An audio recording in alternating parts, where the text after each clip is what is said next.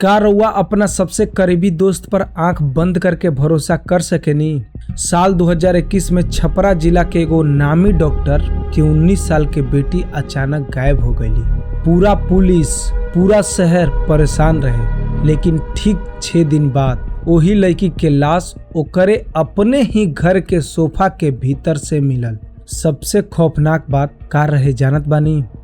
उ लड़की मरल ना रहे, ओकरा के जिंदा वही सोफा के भीतर चैन से बांध के मुंह पर सेलो टेप मार के रखल गई रहे और 6 दिन तक ओकर हत्यारा वही सोफा पर बैठ के पुलिस के साथ चाय पियत रहे और रोए के नाटक करत रहे। वो हत्यारा कोनो भूत ना रहे, वही घर के एगो ऐसा इंसान रहे जेकरा पर कोई शक भी ना कर सकत रहे। आज हम रउआ के उ सच्ची घटना सुनावे जा रहल बानी, जेकर सुनला के बाद रउआ अपन सगा भाई या सबसे पक्का दोस्त के बगल में बैठे से भी 10 बार सोचब। कहानी शुरू होला छपरा के एगो शांत इलाका से। डॉक्टर आनंद वर्मा शहर के सबसे बहुत बड़ी नामी डॉक्टर रहलन। वो लोगन के परिवार बहुत सुखी रहत रहे। डॉक्टर साहब के एगो 19 साल के बेटी रहे जेकर नाम रहे अंजलि, जौन कॉलेज में पढ़त रहे। अंजलि स्वभाव से बहुत हंसमुख और सीधी साधी रहे। वही घर में एगो और लड़का रहत रहे, अमित डॉक्टर साहब के दूर के साढ़ू के लड़का रहे, जे पढ़ाई करे खातिर पिछला 4 साल से डॉक्टर साहब के घरे रहत रहे। डॉक्टर साहब अमित के अपना बेटा नियन मानत रहन। ओकर कॉलेज के फीस, कपड़ा, खाना सब खर्चा खुद उठावत रहलन। अमित भी बहुत सीधा बन के रहत रहे। बात 14 मार्च के है। अंजलि दोपहर में कॉलेज गई, लेकिन शाम के 5 बजे तक घर ना लौटल। ओकर मोबाइल भी बंद आवे लागल। डॉक्टर साहब परेशान हो गईलन। उ अमित के बुलौलन और अमित तनी जाके कॉलेज देख त अंजलि अभी तक काहे ना आइल, ना हमार फोन उठावतिया। अमित तुरंत मोटरसाइकिल उठा के गईल और 1 घंटा बाद रोवत कलपत लौटल। बाबूजी, कॉलेज में तक कोई नहीं खे। अंजलि के सहेली लोग कहत बाकी उ दोपहर में ही निकल गई रहली। रात के 10 बज गई। जब अंजलि के कोनो पता ना चलल तो डॉक्टर साहब पुलिस में रिपोर्ट दर्ज करौलन। पुलिस तुरंत हरकत में आई। अगला 3 दिन तक पूरा घर में कोहराम मचल गई रहे। अंजलि के माई के रो रो के बुरा हाल हो गई रहे, लेकिन इस सब के बीच अमित सबसे बेसी परेशान लौकत रहे। वो दिन रात पुलिस के साथ घूमत रहे, अंजलि के फोटो लेके गली गली पूछत रहे और डॉक्टर साहब के ढाढ़ास पढ़ावत रहे।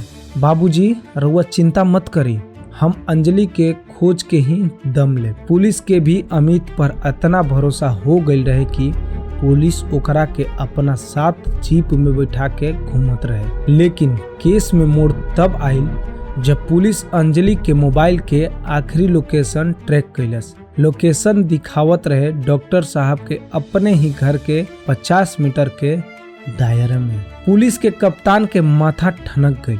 उ सोचलस कि अगर लड़की बाहर से गायब भइल बिया तो ओकर मोबाइल घर के पास में काहे दिखावत बा। पुलिस फैसला कैलस कि एक बार डॉक्टर साहब के पूरा घर के तलाशी लिहल जाए। 19 मार्च के सुबह पुलिस से एगो टीम डॉक्टर साहब के आलीशान 2 मंजिला घर में ढुकल। अमित वही समय पुलिस खातिर चाय बना के ले आई। वो एकदम नॉर्मल रहे, ओकर चेहरा पर कोनो डर न रहे। पुलिस कमरा नंबर 1, कमरा नंबर 2 और छत, किचन सब छान मरलस, लेकिन कुछ न मिलल। तभी पुलिस के एगो सिपाही हॉल में रखल बड़हन चमड़ा के सोफा पर बैठल। उस सोफा 7 सीटर रहे, बहुत भारी और महंगा।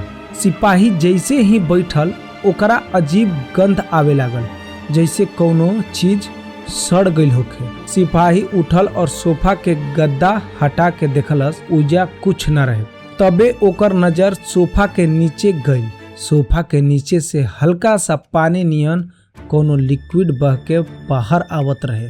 सिपाही अमित से कहलस, अमित बाबू, तनी की सोफा आगे खिसकावत। अमित के चेहरा अचानक से एकदम सफेद हो गई।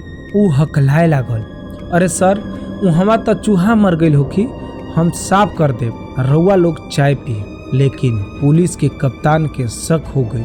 वो खुद आगे बढ़ल और सोफा के जोर से धक्का देके पलट देलस।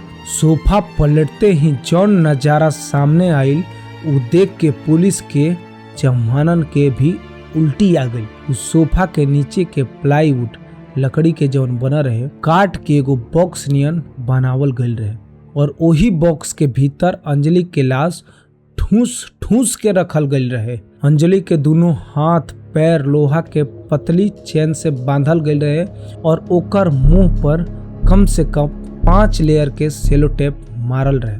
ओकर आंख खुला रहे जौना में अजुओ उ खौफ लौकत रहे। डॉक्टर साहब ई देख के ओहिजे बेहोश होके गिर गईलन। पुलिस तुरंत अमित के कॉलर पकड़लस और एक थाप खींच के मरलस। अमित ओहिजे घुटना पर गिर गई और हंसे लागल। वो कोनो पागल नियन हंसत रहे। अमित अपन जुर्म कबूल कैलस। उ बतौलस कि उ अंजलि से एक तरफा प्यार करत रहे, लेकिन अंजलि ओकरा के भाव ना देत रहे। आओ ओ दिन दोपहर में जब घर में कोई न रहे, अमित अंजलि के कमरा में गईल और ओकरा संगे जबरदस्ती करे के कोशिश करे लागल। जब अंजलि चिल्लाए लागल तो अमित ओकरा गला दबा देलस। अंजलि बेहोश हो गई। अमित के लागल कि वो मर गई। वो डर के मारे वही दोपहर सोफा के नीचे के बॉक्स खोललस, अंजलि के चेन से बंधलस, मुंह पर टेप मरलस ताकि होश आवे तो चिल्ला ना सके और ओकरा के ओही में बंद करके सोफा सीधा कर देहलस। यानी पिछला 5 दिन से जब पुलिस घर में आके बैठत रहे, जब डॉक्टर साहब रोवत रहलन त अमित वही सोफा पर बैठ के टीवी देखत रहे, चाय पियत रहे, जबकि ओकरा ठीक नीचे अंजलि घुट घुट के दम तोड़ देले रहे। अमित के अदालत से फांसी के सजा मिल गई, लेकिन ई घटना छपरा के इतिहास में अजुओ सबसे खौफनाक कांड मानल जाला। लोग अजुओ अपने रिश्तेदारन पर भरोसा करे से डरालन। तब भैया ई कहानी सुनावे के मतलब ई ना रहे कि हम रउआ के डरवावत आनी, मतलब बस इतना रहे कि असली डर कोनो भूत या चुड़ैल में ना होला। असली डर तो उ इंसान होखेला जे रउआ साथे हंसेला, रउआ साथे खाला और भीतर ही भीतर रउआ के बर्बाद करके जाल बुनेला। अपने आसपास के लोगन के चिन्ही पहचानी, काहे कि हर मुस्कुराए वाला चेहरा दोस्त ना होला। तो दोस्त ई कहानी रहे थ्रिलर से रिलेटेड। भूतिया कहानी तो रोज लेके अइबे करना। ऐसनो कहानी आई जौन के रियल होखे और सस्पेंस से भरल होखे तो आपके मजा आई।